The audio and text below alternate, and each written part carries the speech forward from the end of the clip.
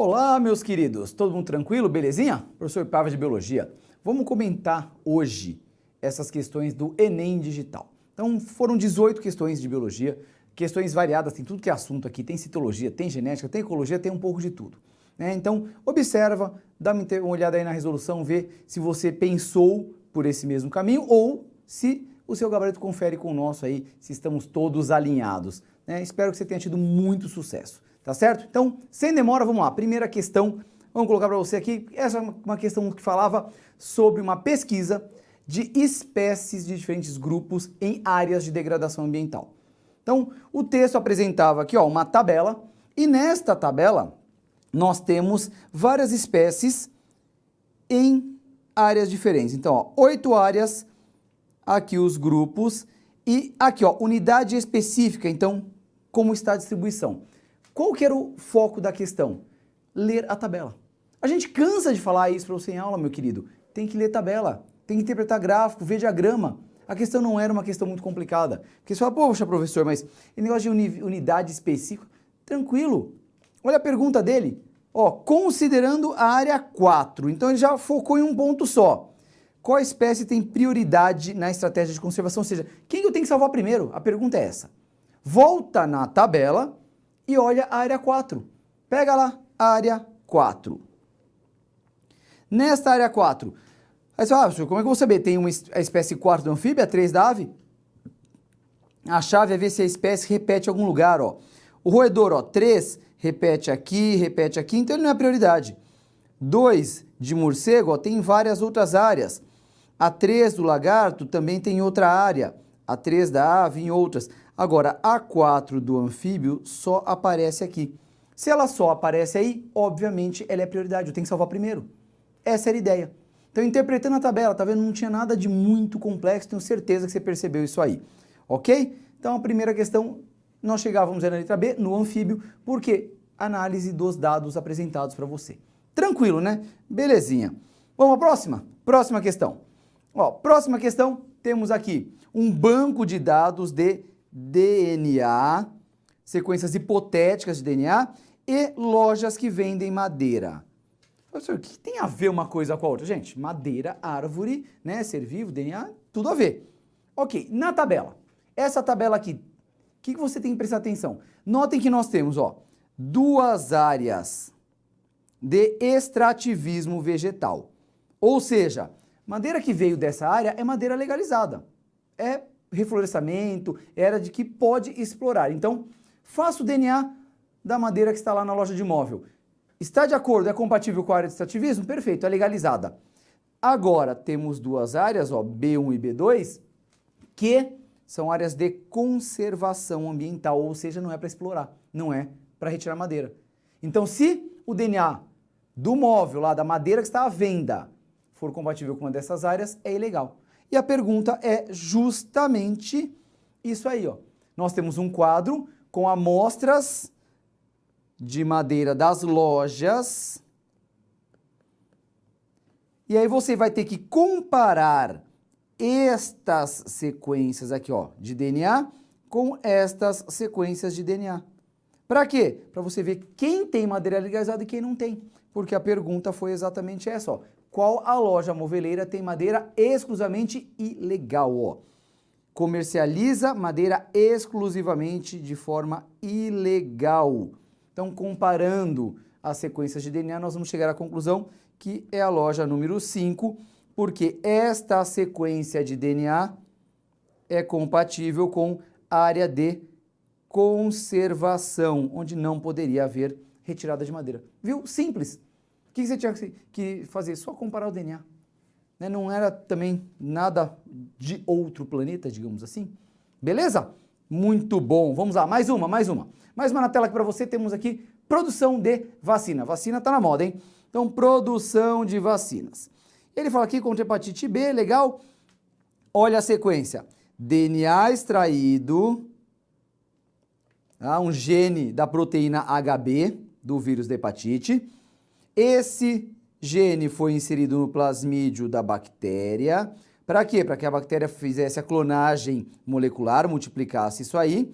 E, além de tudo, síntese da proteína dentro da bactéria, não, perdão, aqui dentro da levedura, a síntese da proteína. Depois, aqui está a resposta, ó.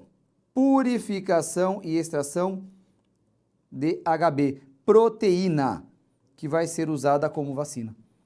Então, você vai usar a proteína viral como um antígeno. Então, a levedura, ela multiplicou esse DNA e conseguiu manifestá-lo. Legal. Manifestou essa proteína, eu extraí a proteína, purifiquei, peguei a proteína viral e inseri em você. É um antígeno, é um corpo estranho, você vai então desenvolver resposta imunológica para isso. Beleza, pergunta.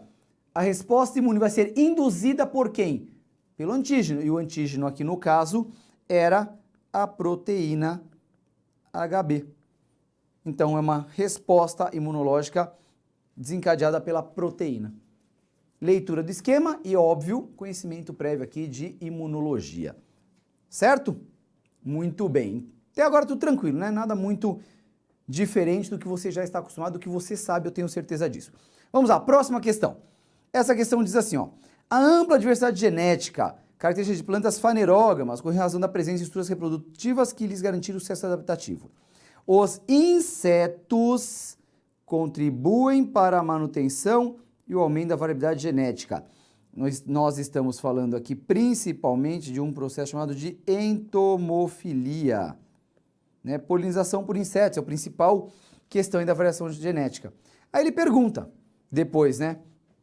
Qual estrutura vegetal é carregada pelos insetos? Gente, se é entomofilia, é grão de pólen. Então, ó, letra D, grão de pólen. Ele ainda pergunta qual que está relacionado com isso, é a questão da fecundação cruzada. Material genético de uma planta levado até outra através do inseto. Então, uma estratégia que garantiu o sucesso evolutivo aí às fanerógamas. Então, botânica clássica, isso aqui. Nada que assuste. Certo? Vamos lá. Outra questão, temos aqui.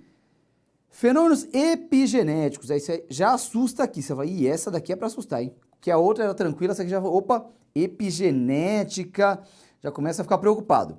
Levam a modificações do DNA e das histonas. Histonas, aquelas proteínas que tem lá na composição do cromossomo, que influenciam o remodelamento da cromatina e, consequentemente, a disponibilização ou não de genes para a transição.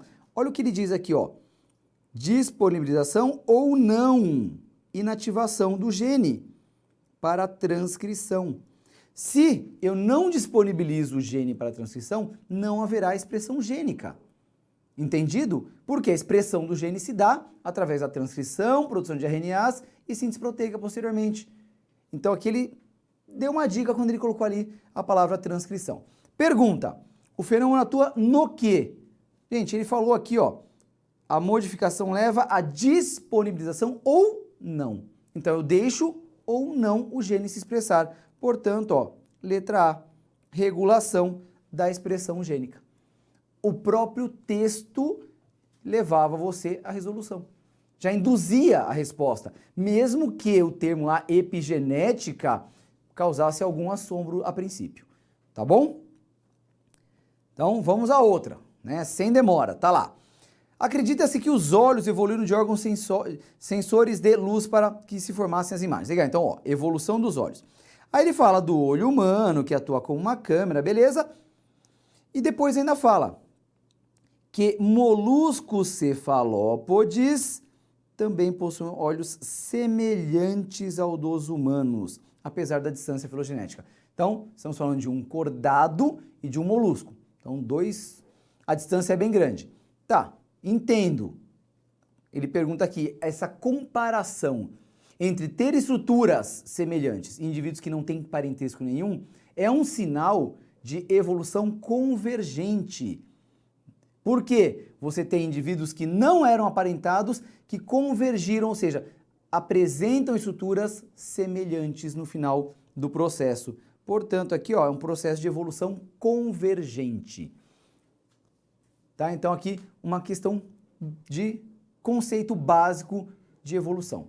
É para você lembrar daquelas coisas de convergente, divergente, qual que é a diferença de um para o outro. Então, lembre-se, não são parentes, ficaram iguais, convergiram para o mesmo ponto, vindo de origens diferentes.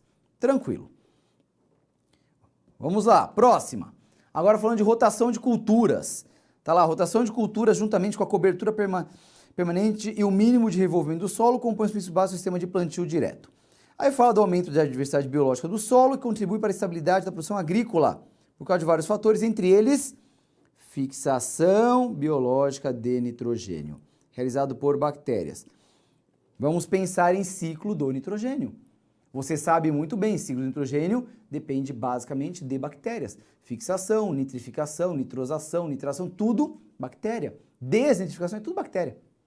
Agora, a pergunta, nesse processo biológico, então, no ciclo do nitrogênio, agora, nesse processo que ele disse, qual que é o processo? Ele falou no texto, fixação do nitrogênio. Então, é transformar nitrogênio do seu reservatório natural, que é a atmosfera, em um composto chamado amônia. E aí, esse composto vai ser depois metabolizado no ciclo. Então, ele faz de fixação, retirada do reservatório natural e a passagem disso para o ciclo biológico. Portanto, letra A, realizado por bactérias fixadoras, como, por exemplo, o Rhizobium, aquela que faz associação com a raiz de leguminosa, famosona aí na ecologia. Pronto, mais uma. Vamos lá, próxima. Fala aqui, nova revolucionária técnica foi desenvolvida para a edição de genoma. Edição de genoma, já começou aqui com alguma dica.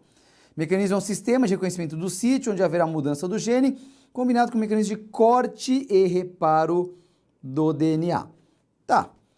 Aí, depois do reconhecimento local, será realizada a edição, uma nuclease corta o DNA, e uma vez cortadas as fitas, você insere lá o gene que você quer. Vai trocar o gene. Tá bom.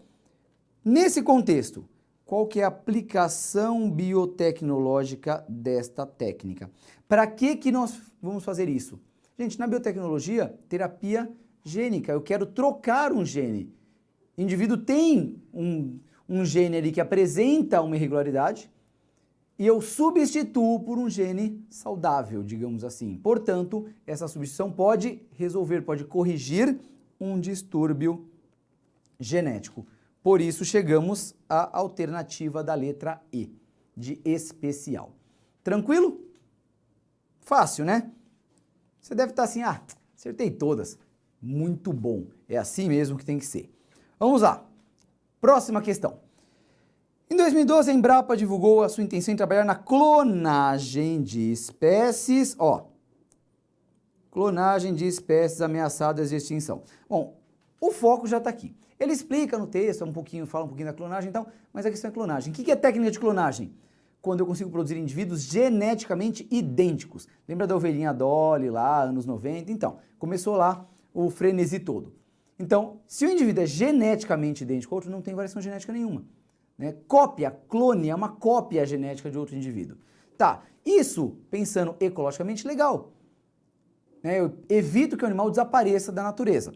Por outro lado, né, a limitação da técnica, que é o que ele quer saber, a limitação dessa técnica se refere a quê? A questão da perda da variação genética.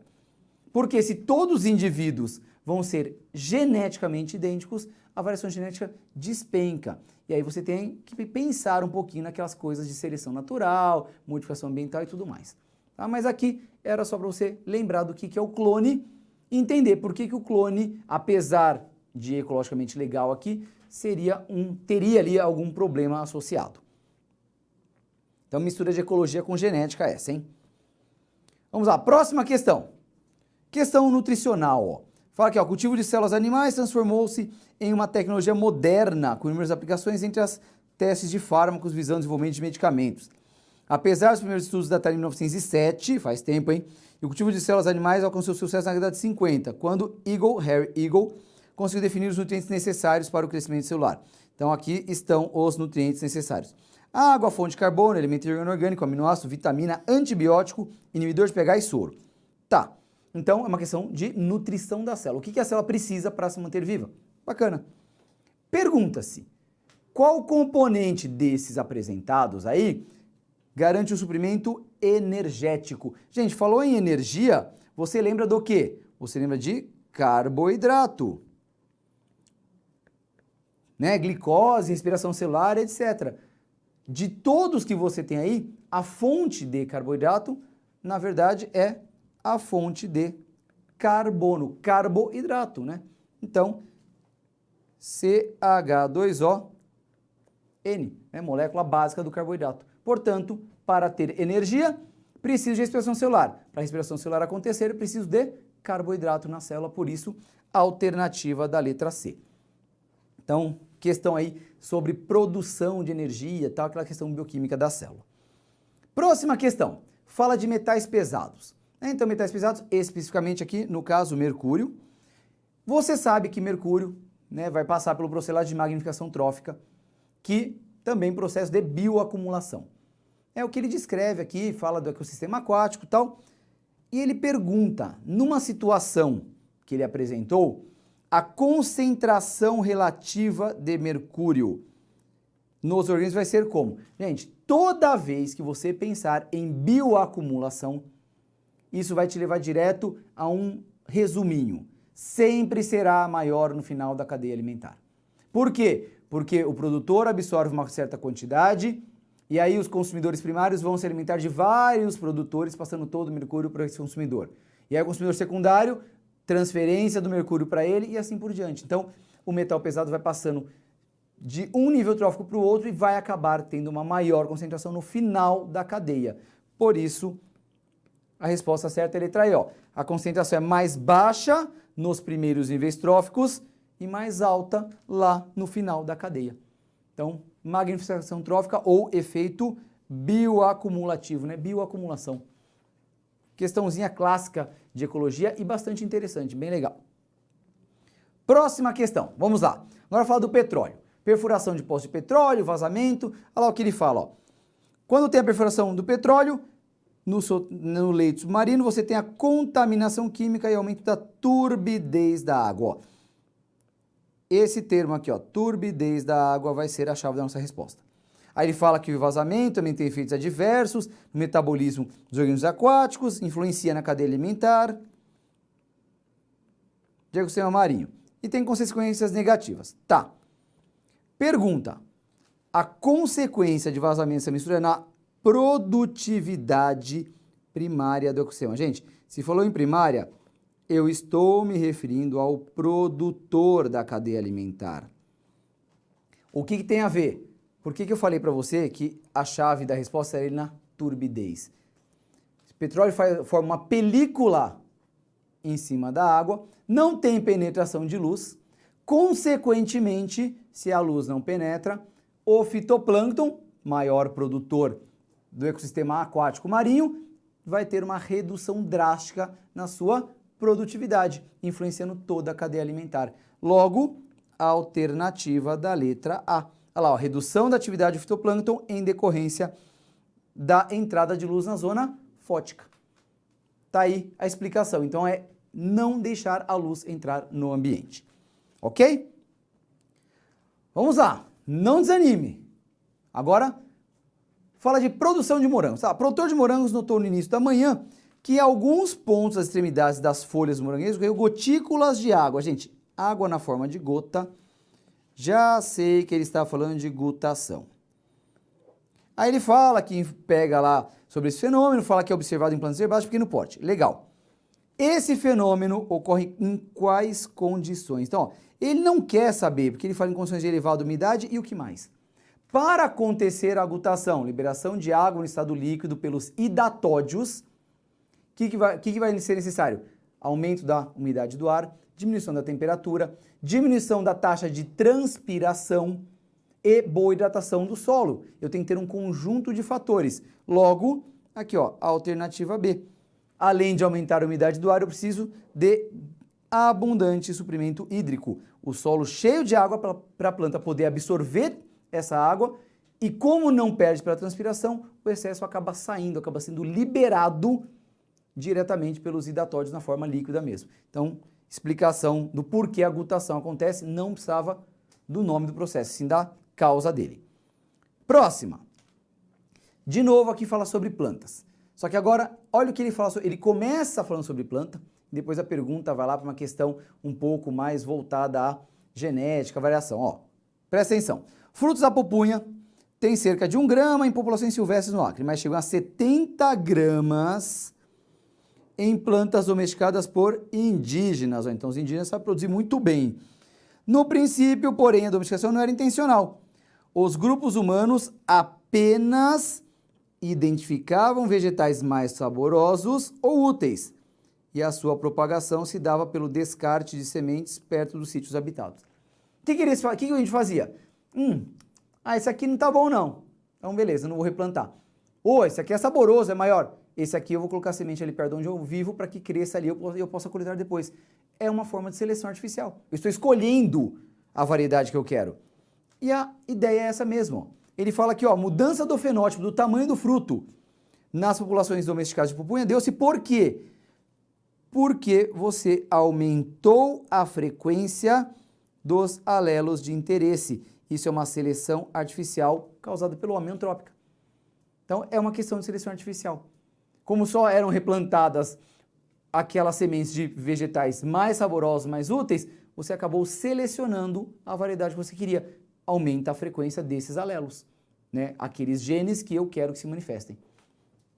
Bacana aí a forma de ser questionado isso aqui de seleção artificial, hein? Muito legal.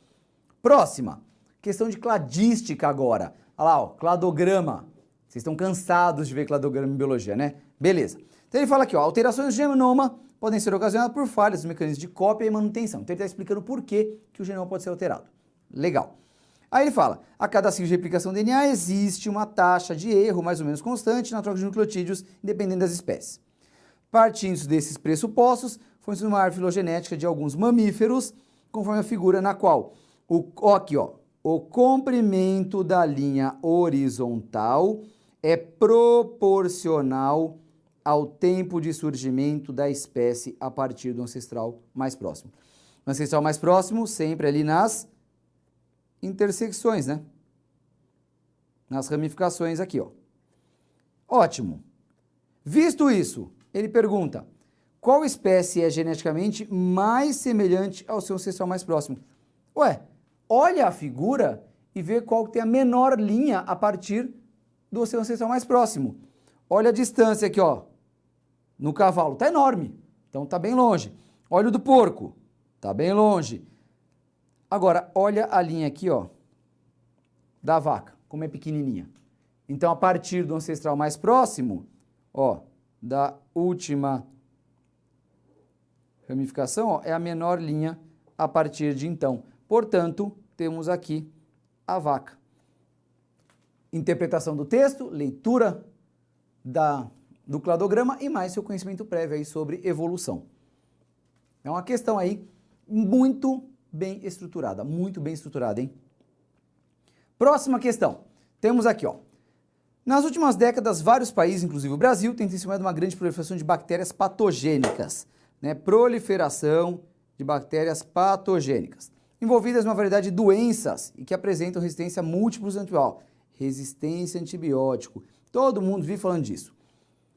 A pergunta é, a resistência ocorreu por quê? Essa história de, ficar tomando antibiótico, toma lá remédio, toma errado, toma menos tempo do que deveria, o que aconteceu? O antibiótico transformou a bactéria? Não, o antibiótico seleciona a bactéria resistente. As bactérias já nasceram com a formação, ideia darwinista, seleção natural. E aquelas mais adaptadas sobrevivem ao uso do antibiótico e gerando assim populações mais resistentes, o que aparece na letra B, Os antibióticos são utilizados pela população de maneira indiscriminada. A gente fica tomando antibiótico à torta e à direita, fica só selecionando bactéria resistente. Né? Por isso que não se deve fazer uso desses medicamentos sem uma prévia orientação médica devida. Ok? Pensa nisso. Vamos lá. Próxima questão, ecologia, teia alimentar. Então, olhei na teia, aqui eu vou ter que identificar, Primeiro, acho o produtor. Achei o produtor. Né? Nós temos aqui a alga como produtor. Aí você tem consumidor primário. Tenho aqui, outro consumidor primário, que vem direto do produtor. Copépode, consumidor primário. Vai montando a sua cadeia. Consumidor secundário. Aqui pode ser consumidor terciário. Né? Se alimentar do molúsculo, consumidor secundário. Se eu seguir a sequência aqui, alga, inseto, copépoda, peixe e ave, ela chega em consumidor quaternário. Então, analisa, né? Dá uma olhadinha ali e vai analisando essa teia alimentar. Acha ali a posição de cada um. E claro, fungo e bactéria decompositor. A pergunta dele é: o menor nível trófico que as aves podem ocupar, qual que é? Olha lá, menor nível trófico, consumidor secundário, ó. Na cadeia algas, moluscos, aves. Alga produtor, molusco, consumidor primário, a ave, consumidor secundário. Então era só você montar todos os caminhos que vão te levar, que vão chegar lá na ave e descobrir quais eram as posições que ela ocupava. Por isso, você chega aqui na segunda ordem, letra B. Questão básica de tudo em cadeia alimentar e teia alimentar, hein? Certeza que essa daqui você fez assim, sorrindo, e bastante, hein? Não foi pouco não. E nossa última questão. A última questão fala aqui: o pesquisador colocou a mesma quantidade de solução aquosa de enzima digestiva pepsina. Gente, pepsina digere proteína. Bom, se a pepsina digere proteína, já vou pensar. Tem uma tabela, tem alimentos, eu tenho que pensar em quem tem mais proteína. Porque é ali que ela vai agir melhor. Já começo a ser induzido a isso. Aí ele fala, ó, os alimentos foram deixados em contato com a solução durante o mesmo intervalo de tempo. Legal. Aí tá lá, os 5 tubos de ensaios, quais são os alimentos? Leite, manteiga, aveia, alface e fubá. E a composição deles, ó, água, proteína, lipídio e carboidrato. Pergunta-se, a maior quantidade de produtos metabolizados. Gente, metabolizados é onde tem mais proteína. Onde tiver mais proteína é onde tem mais metabólico. Olha lá, ó. Vou lá na coluna das proteínas, 26,5, porque ó, 0,6, 12, 0,9, 2. Então é no leite em pó. Portanto, alimento número 1, alternativa A. Entendido? Então, só para você se orientar e ver o que você tinha que responder, qual que era a linha de raciocínio, mas tenho certeza que você deve ter ido muito bem porque você se preparou para isso, tá certo? Fico por aqui, grande abraço para vocês, até uma próxima e tchau!